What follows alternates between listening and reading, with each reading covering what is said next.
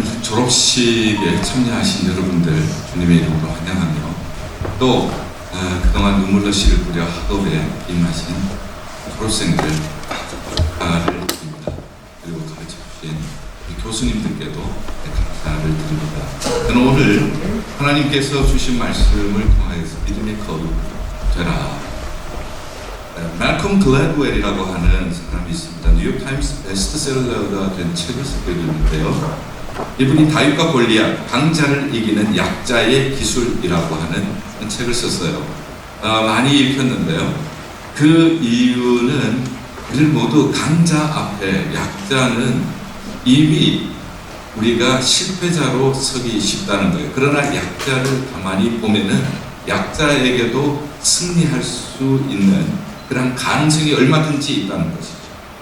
소위 말해서 비교도 안 되는 사람, 언더독이라고 하는 그러한 사람으로도 승리할 수 있는 가능성이 있는 것을 결코 소홀히 여기지 말라는 그러한 뜻이겠죠.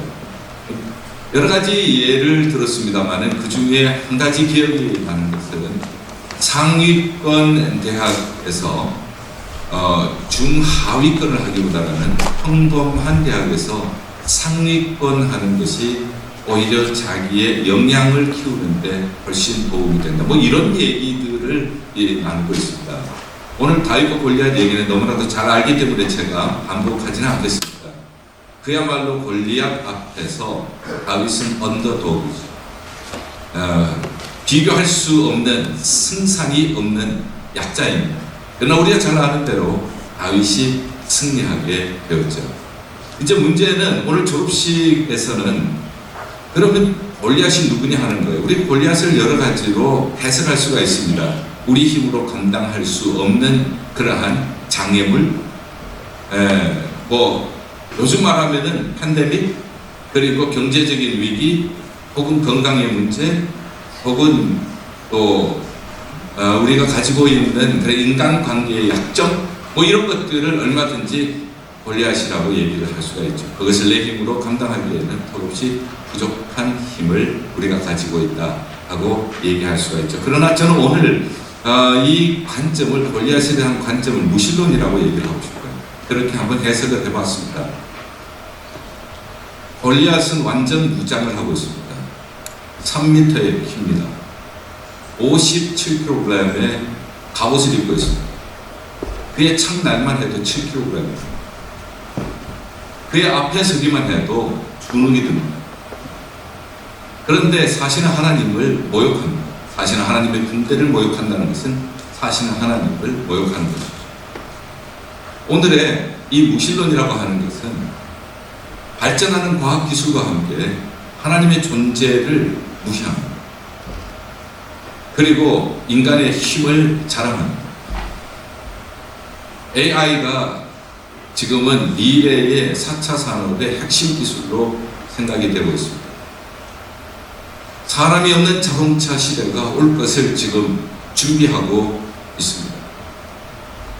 이러한 시대에 인간의 힘이 하늘을 찌르는 바벨탑처럼 높아가는 이 시대에 하나님을 믿는 신앙의 힘이라는 것이 과연 얼마나 될까? 사람들은 점점 인간의 지능을, 인간의 과학 기술을 의지하는 그러한 시대에 우리가 살고 있습니다. 이러한 시대에 우리는 하나님의 종들로 부르심을 받고 우리는 믿음을 선포하는 사람들입니다. 우리는 이 어려운 시대를 살아가고 있는 하나님의 백성들에게 믿음을 가지라고 외치는 그러한 사명을 가진 자들입니다. 그리고 이제 그 사명의 장소로 오늘 졸업생들은 나아가게 될 것입니다. 그런데 왜 이런 시대가 왔느냐? 누구 탓인가? 이 사회 탓인가? 저는 오늘 이 말씀을 통해서 이것은 교회 탓이라고 생각을 하고 싶습니다. 결국은 골리앗 앞에서 속수무책으로 떨고 있는 사울과 사무엘상 17장에 이 장면이 나옵니다만은 그 바로 앞장인 사무엘상 16장에서는 여호와의 영이 사울 왕에게서 떠났다고 얘기를 하고 있습니다. 여호와의 영이 떠나게 되어지면은 하나님의 군대가 모욕을 받습니다. 여호와의 영이 교회를 떠나면은 세상 사람들에게 하나님의 교회가, 하나님의 종들이 조롱을 당하게 되어집니다. 1789년에 프랑스 혁명이 일어났습니다. 프랑스 혁명이 일어난 것은 바로 왕과 교회에 대한 대중의 분노가 폭발한 것입니다. 가장 먼저 공격했던 것이 교회와 수도원이었습니다. 그리고 그들이 외쳤던 슬로건은 하나님을 제거하라, 그리하면 새로운 미래가 밝으리라. 엄청난 얘기입니다. 교회와 수도원을 공격하고 그들이 축적해 놓은 재산을 빼앗으면서 하나님을 제거하라고 외칩니다. 그래야 우리의 미래가 밝을 것이다. 그러면서 새로운 신을 옹립을 합니다. 그것이 이성의 여신이라고 하는 것입니다. 그리고 성직자들로 하여금 신앙을 포기하라고 압력을 가하고 교회를 폐쇄하는 프로그램을 진행한 것이, 그것이 프랑스 혁명이었습니다. 그로 말미암아 무신론이 프랑스에 만연되어졌던 것을 우리가 기억합니다. 교회에서 하나님의 영이 떠나면은 이런 현상이 일어난다는 것을 역사가 증거하고 있습니다. 1917년입니다. 러시아에서 있었던 일입니다. 제정 러시아 시대 때에 하나님을 믿는 교회들이었습니다. 그렇지만은 교회가 빛의 역할과 소금의 역할을 감당하지 못했습니다.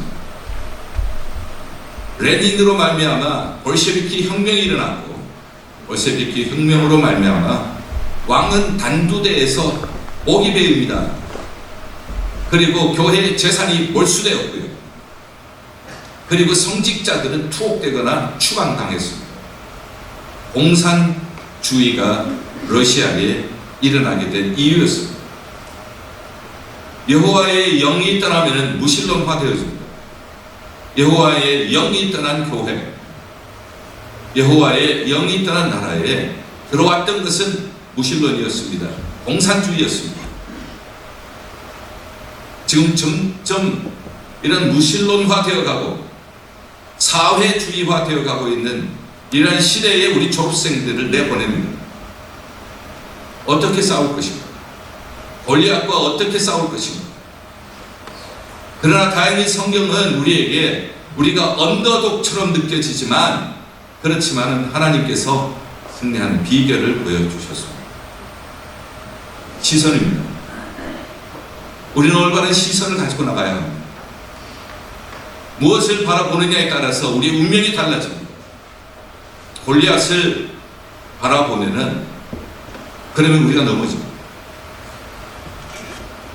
그러나 하나님을 바라보면은 골리앗이 넘어집니다. 이게 다윗과 골리앗의 얘기의 핵심입니다. 하나님을 바라보면은 골리앗이 작게 보입니다. 골리앗을 바라보면 하나님이 작게 보입니다. 믿음은 시선입니다. 우리가 무엇을 바라보느냐에 따라서 골리앗의 사이즈는 달라지게 될 거예요. 다윗은 어린 소년이었지만은 골리앗의 크기를 바라보지 않고, 내가 아버지의 양을 칠 때 사자와 곰의 발톱에서도 하나님이 건지셨는데 저 하나님의 군대를 모욕하는 저 사람에게서도 하나님께서 건져 주실 줄 믿습니다. 시선입니다. 하나님을 바라볼 때에 담대하게 나아갈 수가 있었습니다. 우리 앞에 언제나 장애물이 있을 거예요. 골리앗이 있을 것입니다. 하나님을 끝까지 바라보십시오. 거인에게 초점을 맞추면 우리가 넘어집니다. 그러나 하나님께 초점을 맞추면 거인이 넘어지게 될 줄 믿습니다. 두 번째는 올바른 무기를 사용했습니다. 사울왕이 그에게 자기의 갑옷과 두구와 칼을 주었지만은 그것이 자기에게 익숙하지 않습니다. 너무나 거추장스러웠죠. 그래서 자기는 그것을 다 벗고 자기가 늘 하던 대로 시냇가에 가서 매끄러운 돌을 5개 구합니다. 목자의 제부에 넣고 갑니다. 그리고는 그것으로 골리앗을 쳐부순 이야기를 우리는 기억을 하게 되었습니다. 항상 우리는 비교하는데 아주 익숙합니다. 저 사람이 저렇게 많이 가졌는데 나는 그 사람의 가진 것에 비하면 너무나도 작다고 하면서 우리는 원망하기가 쉽습니다. 우리는 열등감에 빠지기도 쉽습니다. 싸우라고 하면 못 싸웁니다. 내게는 갑옷이 없어서 못 싸웁니다. 나는 키가 크지 않아서 못 싸웁니다. 나에게는 호위병이 없어서 못 싸웁니다. 우리는 못할 이유들이 너무나도 많이 있어요. 그러나 하나님께서는 없다고 야단치지 않으시고 너에게 있는 것이 무엇이냐를 물으세요. 물맷돌과 같이 작은 것일지라도 하나님께서는 그것을 통하여서 하나님의 영광을 드러내시는 줄 믿습니다. 나에게 있는 것, 그것을 소중히 여기십시오. 나에게 주신 것, 그것이 비록 물맷돌과 같을 것일지라도 감사하십시오. 그리고 그가 달려가면서 골리앗에 던진 것. 재미있는 표현입니다. 화살을 쏴도 달려가면서, 말을 타고 달려가면서 쏘는 것과 그리고 자리에 서서 정조준해서 쏘는 것이 차이가 있습니다. 그런데 오늘 성경을 보면 달려가면서 물맷돌을 던진 거예요. 그리고 여러 물맷돌을 던진 것이 아니라 단 한 방에 끝내버리는 겁니다. 그렇게 하려면은 그는 돌을 던지는데 프로가 된 것입니다. 우리에게 주신 것, 작은 것일지라도 적어도 하나님께서 나에게 주신 은사에 프로가 되어야 합니다. 부산을 한번 방문한 적이 있었습니다. 부산 자갈치 시장을 방문했는데 아주 흥미로운 장면을 목격하게 되었어요.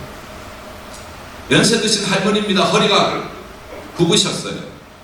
그런데 자갈치 시장에 나오셔서 생선을 팝니다. 그런데 그 생선이 붉은색 도미처럼 보였는데 꽁꽁 얼어 있어요. 돌덩어리처럼 얼어 있어요. 그런데 그것을 들고 이 돌방아에 내리칩니다. 그리고 또 들고 내리치죠. 또 들고 내리치죠. 그렇게 몇 번을 반복하는데 꽁꽁 함께 얼어서 붙어 있었던 그 붉은 생선이 하나 둘씩 떨어지기를 시작을 했습니다. 나중에는 모두가 다 떨어져서 그것을 싸서 이제 판매를 하시는 장면을 보았어요. 지나가던 분이 그것이 재미있었는지 한참 보시더니만 할머니 어떻게 이렇게 하세요? 하고 질문을 했어요. 그때 할머니가 하신 말씀이 인상적이었습니다. 이것도 못하고 무슨 장사를 하노? 주의 종들이 하나님의 말씀에 부끄러움이 없어야 합니다. 주의 종들이 기도하는 시간은 목숨처럼 귀하게 여겨야 합니다. 영적인 일에 프로가 되어야 합니다. 생선을 파는 할머니도 프로처럼 하실 때에 지나가는 사람을 감동시켜요. 우리가 하는 설교, 우리가 하는 훈련, 우리가 하는 모든 사역이 달려가면서도 한 방의 골리앗의 이마를 꿰뚫을 수 있는 그러한 실력이 필요합니다. 저는 우리 뉴욕 장로의 신학이 이러한 실력을, 영적인 실력과 학문적인 실력을 기르는 것이 되기를 바랍니다. 달려가면서도 우리 앞에 있는 골리앗을 한 방에 쓰러뜨릴 수 있는 실력을 쌓는 학문의 그리고 경건의 요람이 될 수 있기를 바랍니다. 이것이 이 시대를 건지는 사람들의 능력이 될 것입니다. 그리고 마지막으로 한 가지 더 생각하고 싶은 것은 올바른 이름을 사용해야 합니다. 너는 칼과 창과 단창을 가지고 나오지만 나는 만군의 여호와의 이름으로 너에게 가노라 하면서 나갔습니다. 전쟁은 하나님께 속한 것입니다. 목회도 하나님께 속한 것입니다. 선교도 하나님께 속한 것입니다. 칼과 창과 단창으로 되는 것이 아닙니다. 만군의 여호와의 이름으로 될 줄 믿습니다. 만군의 여호와의 이름으로 나간다는 것이 무엇인가? 사울에게는 군대 장관들이 있었어요. 그리고 군사들도 있었습니다. 그러나 골리앗 앞에서 속수무책이었습니다. 그 이유가 무엇입니까? 하나님께로부터 오는 능력을 끌어당겨 쓰는 그러한 능력이 없었어요. 하나님께로부터 오는 하나님의 군대이면서도 하나님께로부터 오는 능력을 사용할 수 있는 지혜가 없었던 거예요. 그런 영역이 없었던 것이죠. 다윗은 비록 어린 소년이었지만 그에게 있었던 것은 하나님께 있는 능력을 자기에게로 끌어당겨 쓰는 능력이 있었어요. 그러한 지혜가 있었어요. 그러한 영역이 있었습니다. 어떻게 우리는 하나님께로부터 오는 능력을 끌어당겨 쓸 수가 있습니까? 우리의 목회 현장은 이민이 끌어졌습니다 하는 얘기는 오래전부터 듣고 있습니다. 그리고 우리가 당면하는 문제는 팬데믹이라고 하는 이런 상황 속에 뉴욕과 뉴저지 그리고 커네티컷, 우리가 이 트라이스테이트 이러한 곳에 메트로폴리탄 에리아라고 말하는 이곳에 약 100개의 교회가 문을 닫았다고 하는 이야기도 듣습니다. 그야말로 우리에게는 권리하십니다. 그로 말미암아 성도들의 경제적인 활동이 약화가 되었습니다. 여러 가지 우리에게 있는 제약으로 말미암아 우리를 움츠러들게 만듭니다. 우리는 우리 힘으로 안 됩니다. 끌어당겨 써야 합니다. 끌어당겨 쓰는 그러한 에너지가 필요합니다. 어떻게 우리는 하나님께로부터 오는 그 능력을 끌어당겨 쓸 것입니다. 나는 만군의 여호와의 이름으로 너에게 가노라. 하나님의 이름을 끌어당겨 쓸 것이죠. 어떻게 해요? 기도입니다. 기도할 때 하나님의 능력이 우리에게 흘러 들어오게 될 것입니다. 수원지에 엄청난 양의 물이 있지만 기도할 때에 기도의 파이프를 통하여서 우리에게 흘러 들어오게 될 것입니다. 우리가 손을 모으면은, 기도의 손을 모으면은 하나님의 능력의 손을 펼치실 것입니다. 하나님은 은혜의 손을 펼치실 것입니다. 치유와 회복의 손을 펼치실 것입니다. 보호의 손을 펼쳐주실 것입니다. 우리가 손을 모으면은 하나님께서는 승리의 손을 펼쳐주실 줄 믿습니다. 끌어당겨 써야 합니다. 우리 힘으로는 안 됩니다. 하나님의 능력을 끌어당겨야 합니다. 그것이 기도입니다. 말씀입니다. 말씀이 하나님의 능력을 끌어당겨 쓰는 통로입니다. 빌라델비아 교회는 작은 힘을 가지고 있었습니다. 그렇지만 소아시아의 7교회 중에 책망이 없고 칭찬만 있었던 교회였죠. 그 이유는 작은 힘을 가지고 하나님의 이름을 배반하지 않았습니다. 말씀을 배반하지 않았습니다. 그래서 하나님께서는 이 교회에 주신 축복은 말씀을 지켰으므로 시험의 때에 내가 너를 지키리라. 우리가 하나님의 말씀을 지키게 될 때에 시험의 때에 하나님께서 우리를 지켜주실 줄 믿습니다. 우리 힘으로 우리를 못 지켜요. 우리 힘으로 우리 교회를 못 지켜요. 우리의 힘으로 우리의 자녀들을 못 지킵니다. 우리의 힘으로 우리의 성도들을 지킬 수가 없어요. 말씀을 지킬 때 하나님께서 우리를 지켜주실 줄 믿습니다. 우리가 하나님의 능력을 끌어당겨 쓰는 것은 성령의 능력을 말씀으로 기도를 통하여서 우리가 끌어당겨 쓰는 것입니다. 스가랴서를 보십시오. 태산과 같은 문제가 있습니다. 힘으로도 안 돼요. 능으로도 안 돼요. 여호와의 영으로 되느니라. 큰 산아 네가 무엇이냐? 수룹바벨 앞에서 평지가 되리라. 우리의 가는 길에 큰 산이 있어도 그래도 우리가 만군의 여호와의 이름으로 나간다면, 하나님의 영으로 나간다면, 기도하며 나간다면, 말씀으로 나간다면 큰 산이 평지가 될 줄 믿습니다. 저는 오늘의 이 시대에 가장 근본적인 문제가 점점 무신론화 되어 가고 있다는 것. 세속의 풍조를 쫓아갑니다. 교회조차도 영적인 힘을 잃어버립니다. 골리앗 앞에 교회가 떨고 있습니다. 이때에 우리는 사명의 장소로 오늘 파송을 받고 있습니다. 교회가 하나님의 영이 떠나면은 프랑스 혁명과 같은 일, 볼셰비키 혁명과 같은 일이 일어나요. 하나님의 이름이 조롱을 받습니다. 그러나 하나님의 이름이 조롱을 받는 것을 견디지 못한 다윗과 같은 사람, 믿음의 거인이었습니다. 몸은 작아도 믿음의 거인이었습니다. 그로 말미암아 골리앗이 쓰러지게 되었습니다. 올바른 시선입니다. 올바른 무기입니다. 올바른 이름입니다. 이렇게 나갈 때에 골리앗이 쓰러졌습니다. 골리앗이 쓰러졌을 때에 자기 충천해 있던 블레셋 진영은 혼비백산을 하면서 도망갑니다. 이제는 이 나라가 망했구나 하고 생각하던 이스라엘은 사기가 충천하여서 일어났습니다. 그리고 그들을 따라서 그들을 쳐부술 수가 있었습니다. 한 사람의 승리는 나라의 승리입니다. 나 한 사람의 승리는 우리 가정의 승리가 될 것입니다. 나 한 사람의 승리는 우리 교회의 승리가 될 것입니다. 우리 뉴욕 장신을 졸업하는 여러분들을 통하여서 여러분들이 승리하시면 여러분들의 가정이 일어날 것입니다. 여러분들의 교회가 일어나게 될 줄 믿습니다. 기도하겠습니다.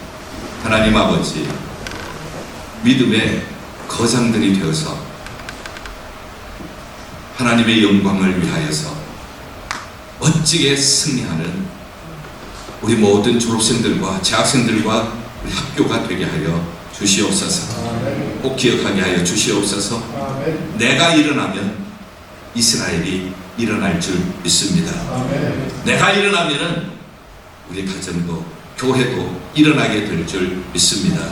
예수 그리스도 이름으로 기도하옵나이다.